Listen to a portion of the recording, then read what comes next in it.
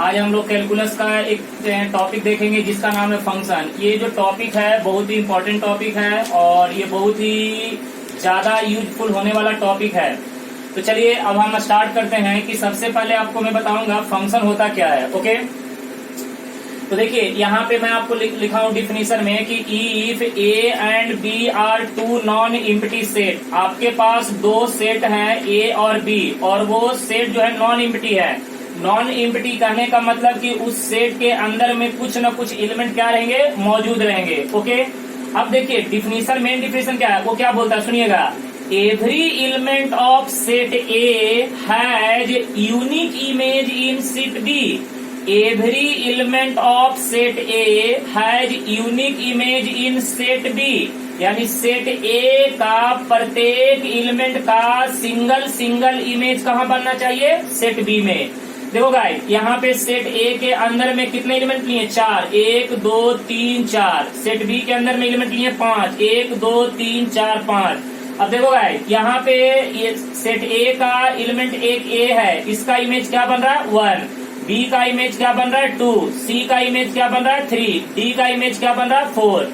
तो यहाँ पे एक बात ध्यान रखिएगा, सेट ए में एक भी एलिमेंट वैकेंट नहीं होना चाहिए। सेट बी में एलिमेंट वैकेंट होगा चलेगा, लेकिन सेट ए में एक भी एलिमेंट वैकेंट नहीं होना चाहिए। और सेट ए में जितने भी एलिमेंट हैं सभी एलिमेंट का यूनिक इमेज कहाँ बनना चाहिए, सेट बी में। तो हम बोलेंगे कि दो सेट किसको रिप्रेजेंट करता है, फंक्शन को।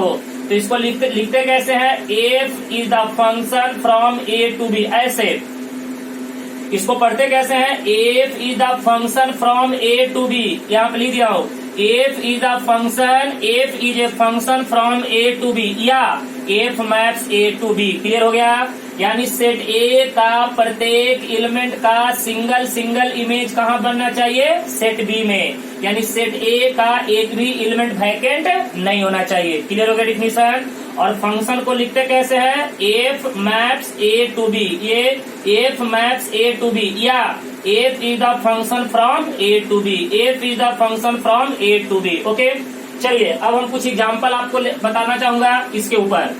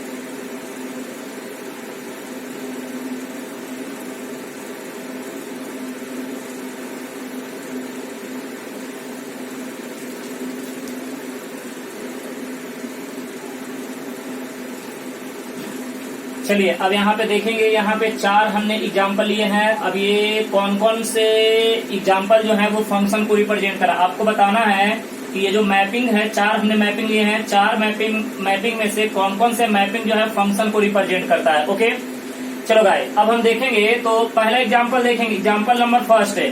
देखो सेट ए और सेट बी। सेट ए के अंदर में कितने एलिमेंट है, 4, 1 2 3 4, A B C D. Set B के अंदर में एलिमेंट कौन है? 1 2 3 4 5। ओके, अब डिफिनीशन क्या बोलता है कि सेट ए का प्रत्येक एलिमेंट का यूनिक इमेज कहाँ बनना चाहिए? सेट बी में। अब यहाँ पे अब देखो, ये वाला जो दो सेट है वो क्या ये फंक्शन को रिप्रेजेंट करेगा या नहीं करेगा, वो हमें सोचना है। तो अब सपोज मान लेते हैं कि सेट ए में मान लेते हैं कि ये चाइल्ड है, ए बी सी डी, ये 4 चाइल्ड है, और सेट बी में जो है उनके एज ये चाइल्ड का नाम हो गया, ये एज हो गया। तो आपको पता होना चाहिए कि दो बच्चे का सेम एज हो सकता है, दो बच्चे का सेम एज पॉसिबल है। इसका मतलब है कि ए और बी का सेम इमेज हो सकता है, कोई दिक्कत नहीं। सी का 2, डी का 3, इसका मतलब है कि ये फंक्शन को रिप्रेजेंट करता है। तो यहाँ पे लिखेंगे ये आपका क्या है? फंक्शन है, ये आपका फंक्शन है। ओके, अब आइए सेकेंड एग्जाम्पल। अब सेकेंड एग्जाम्पल में देखेंगे तो यहाँ पे ए और बी दो सेट्स है। सेट ए के अंदर में element x1 x2 x3, set B के अंदर में element A B C D E, 5 element हैं। अब देखेंगे कि क्या ये फंक्शन को रिप्रेजेंट कर रहा है। तो आप देखिए यहाँ पे सेट ए को, फिर से वही एग्जाम्पल, सेट ए के एलिमेंट को आप क्या मान लीजिए? चाइल्ड का नाम। सेट बी के एलिमेंट को मान लीजिए ए। अब बताइएगा क्या एक बच्चे का दो एज पॉसिबल है? नहीं, एक बच्चे का दो एज पॉसिबल नहीं हो सकता है। एक बच्चे का एक ही एज होगा, एक बच्चे का एक से ज्यादा एज पॉसिबल नहीं है। इसका मतलब क्या हुआ कि सेट ए में एक एलिमेंट का एक ही इमेज कहाँ बनेगा? सेट बी में। और यहाँ पे तो x1 के दो इमेज बन रहा है, तो हम बोलेंगे कि नॉट अ फंक्शन, ये फंक्शन नहीं है। नॉट अ फंक्शन, ये फंक्शन को रिप्रेजेंट नहीं करेगा। ओके, चलो अब यहाँ पे देखेंगे एग्जाम्पल नंबर 3। 1 2 सेट ए में कितने एलिमेंट है? 1 2 3 4। सेट बी में A B C D, right. अब देखो यहाँ पे 1 का सी, 2 का ए, 3 का ए, चलेगा। दो बच्चे का सेम एज, कोई दिक्कत नहीं, घबराने की जरूरत नहीं है। 4 का बी, यानी सेट ए का प्रत्येक एलिमेंट का सिंगल इमेज कहाँ बन रहा है? सेट बी में। इसका मतलब है कि ये फंक्शन को रिप्रेजेंट करेगा। तो ये आपका क्या हो जाएगा? फंक्शन। ये आपका फंक्शन को रिप्रेजेंट करेगा। ओके, अब आइए, क्या ये फंक्शन को रिप्रेजेंट करेगा? नहीं, क्योंकि सेट ए का एक एलिमेंट क्या है बेटे? यहाँ पे वैकेंट है, यानी इसका इमेज सेट बी में नहीं बन रहा है। तो जब सेट ए का एक भी एलिमेंट वैकेंट रहा, इसका मतलब हम बोलेंगे नॉट अ फंक्शन, ये फंक्शन को रिप्रेजेंट नहीं करेगा। Not a function. तो देखिए, कभी कभी एग्जाम में आपको ये मैपिंग दे के भी आपसे पूछ सकता है कि दिया हुआ मैपिंग फंक्शन को रिप्रेजेंट करेगा या नहीं करेगा। तो आप मैपिंग देख के भी आप फंक्शन को बता सकते हैं कि वो फंक्शन है या नहीं है। तो इस तरह से हम पहचानेंगे कि फंक्शन को रिप्रेजेंट करेगा या नहीं करेगा। ओके, चलिए अब हम देखेंगे, थोड़ा सा आगे बढ़ेंगे।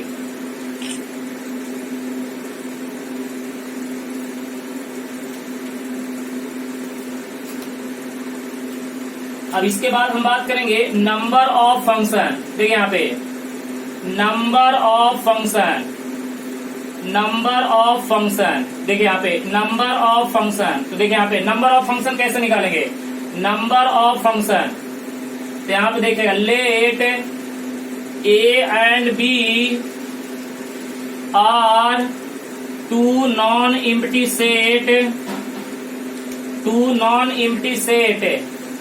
Empty set, full stop. Set A has m number of elements, m number of elements and set B has n number of elements,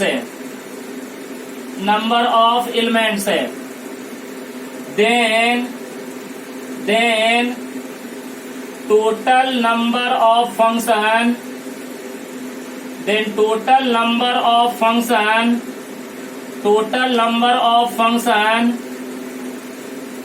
is equal to n raised to the power m। अब जरा देखिएगा, यहाँ पे मैं आपको clear करना चाहूंगा, total number of function is equal to n raise to the power m। Very very important, ये फॉर्मूला आप अच्छे तरह से रिमेम्बर कर रखिएगा। जैसे देखिए, यहाँ पे आपके पास एक सेट A है, दूसरा सेट आपके पास क्या है? B है। अब देखिए यहाँ पे अब हम बात करेंगे A1, A2, A3 up to Son AM। यहाँ पे बताइएगा इस सेट के अंदर में टोटल कितने एलिमेंट है? m elements. कितने एलिमेंट्स हैं? m एलिमेंट्स है। m एलिमेंट्स है सेट बी में। यहाँ पे देखिएगा x1, x2, x3 up to Son xn। बताइएगा इस सेट के अंदर में टोटल कितने एलिमेंट्स हैं? n एलिमेंट्स है। n एलिमेंट्स है। कितने एलिमेंट्स हैं? n एलिमेंट्स है। अब कहता क्या है कि यहाँ पे सेट ए के अंदर में m एलिमेंट्स, सेट बी के अंदर में n एलिमेंट्स। तो ये दो सेट के द्वारा टोटल कितने फंक्शन बनाए जा सकते हैं?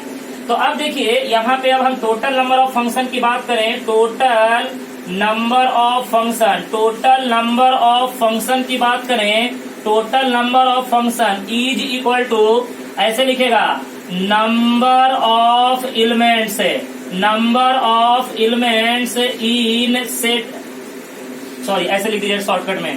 तो number of function is equal to क्या हो जाएगा? सेट बी का एलिमेंट कितना है? n। तो पहले सेट बी का एलिमेंट लीजिए, पावर में क्या कर दीजिए? सेट ए का एलिमेंट। तो ये आ जाएगा आपका total number of function. Okay, अब देखिए अगर आप यहाँ पे एग्जाम्पल की बात करेंगे, चलिए यहाँ पे दो सेट लेते हैं। जैसे एक सेट देखिएगा, एक सेट ए है 1 2 3 4, दूसरा सेट है बी, दूसरा सेट है बी। यहाँ पे देखिएगा ए बी सी। अब बताइएगा कि टोटल नंबर ऑफ फंक्शन कितने बनेंगे?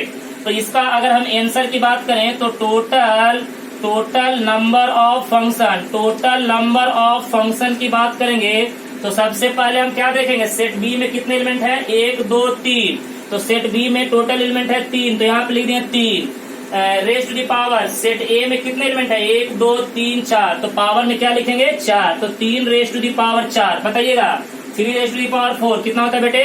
81। तो टोटल नंबर ऑफ फंक्शन कितने बनेंगे? 81। क्लियर हो गया? Okay,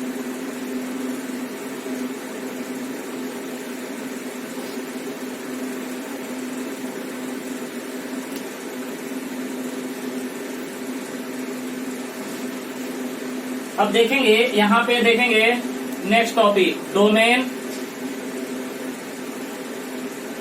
codomain and range. Domain, codomain and range. Okay, चलिए देखते हैं। अब देखिए यहाँ पे लेते हैं, let A and B are two non empty set, non empty set. बच्चे लोग जरा बोर्ड पे ध्यान देना, एक सेट ए हो गया, दूसरा सेट बी हो गया। ओके, अब देखिए यहाँ पे हम लेते हैं ए बी सी डी। ये देखिए 1 2 3 4 5 6, राइट। अब देखो यहाँ पे गाइस, बी का इमेज क्या बन रहा है? 1, ए का इमेज 2, डी का इमेज 3 और सी का इमेज क्या है? 4। तो ये हम बोलेंगे कि फंक्शन को रिप्रेजेंट करता है, F is the function from A to B. Okay, हमने एक फंक्शन लिया। अब देखना है कि डोमेन, कोडोमेन और रेंज क्या होता है। तो देखिएगा सबसे पहले बात करेंगे डोमेन का। डोमेन का तो डोमेन की अगर हम बात करें तो डोमेन क्या बोलता है? Every element of set A, every element of set A is called बोल बेटे डोमेन, is called डोमेन। तो अगर हम इसका डोमेन ऑफ एफ की बात करें तो यहाँ पे डोमेन क्या हो जाएगा बताइएगा? डोमेन हो जाएगा ए बी सी डी, क्योंकि डिफिनीशन क्या बोल रहा है? Every element of set A, set A का प्रत्येक एलिमेंट क्या कहलाता है गाइड? डोमेन। किसका? फंक्शन का। तो इसे लिखेंगे डीएफ। डीएफ का मतलब डोमेन ऑफ फंक्शन एफ। क्या है? A B C D. Okay, अब आ जाइए नेक्स्ट बात करेंगे कोडोमेन। कोडोमेन क्या कहलाता है गाइस? एवरी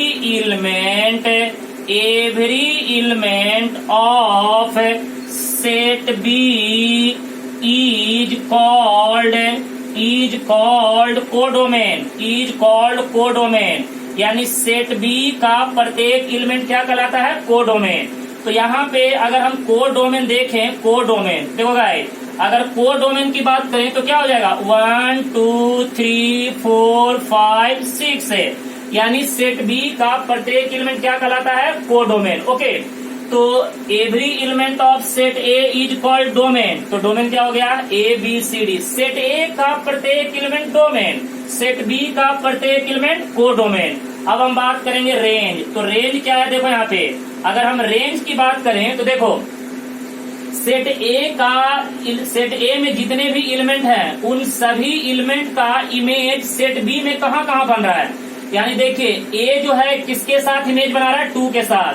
बी किसके साथ बना रहा है, 1 के साथ। सी किसके साथ बना रहा है, 4 के साथ। डी किसके साथ बना रहा है, 3 के साथ। यानी सेट ए का प्रत्येक एलिमेंट का इमेज जो सेट बी में बन रहा है, यानी जिसका जिसका इमेज सेट बी में है वही आपका क्या कहलाता है, रेंज। या फिर ये बोले कि एरो जहां पे टकराया है, एरो देखिए बी ए का एरो कहाँ पे टकराया है, 2 पे, बी का 1 पे, सी का 4 पे, डी का 3 पे। यानी 1 2 3 4, यही आपके 4 क्या कहलाएंगे, रेंज। यही आपके 4 क्या कहलाएंगे, रेंज। याद रखिएगा जहां पे एरो टकराता है सिर्फ वही एलिमेंट आपको रेंज में काउंट करना है, बाकी नहीं। जहां पे एरो टकराता है सेट बी में जहां जहां जिस एलिमेंट पे एरो टकराता है वही आपका क्या कहलाएगा, रेंज। तो यहाँ पे अगर रेंज की बात करेंगे तो 1 2 3 4, 1 2 3 4, ये आपका क्या कहलाएगा, रेंज। तो गाइज यहाँ पे ध्यान रखिएगा जब आपको मैपिंग दिया रहेगा तो आपको डोमेन, को डोमेन, रेंज कैसे निकालना है ये आपको जानकारी होना चाहिए। सेट ए का प्रत्येक एलिमेंट क्या कहलाएगा, डोमेन। सेट बी का प्रत्येक एलिमेंट क्या कहलाएगा, को डोमेन। यहाँ पे ए बी सी डी ये क्या कहलाता है, डोमेन। सेट बी का प्रत्येक एलिमेंट क्या कहलाएगा, को डोमेन। और सेट ए का एलिमेंट सेट बी में जहां जहां टकराया है, एरो जहां जहां टकराता है वो आपका क्या कहलाता है, रेंज। ओके, तो ये हो गया डोमेन, को डोमेन और रेंज। तो ये फंक्शन का जो मोस्ट इम्पोर्टेंट टॉपिक है। और ऐसा नहीं कि आपको डोमेन, को डोमेन और रेंज इतना ही है, क्योंकि डोमेन, को डोमेन और रेंज ये फंक्शन का सबसे इम्पोर्टेंट टॉपिक है और ये आगे और भी डिटेल में आएगा। ये मैंने आपको मैपिंग लेके आपको क्लियर किया। ओके।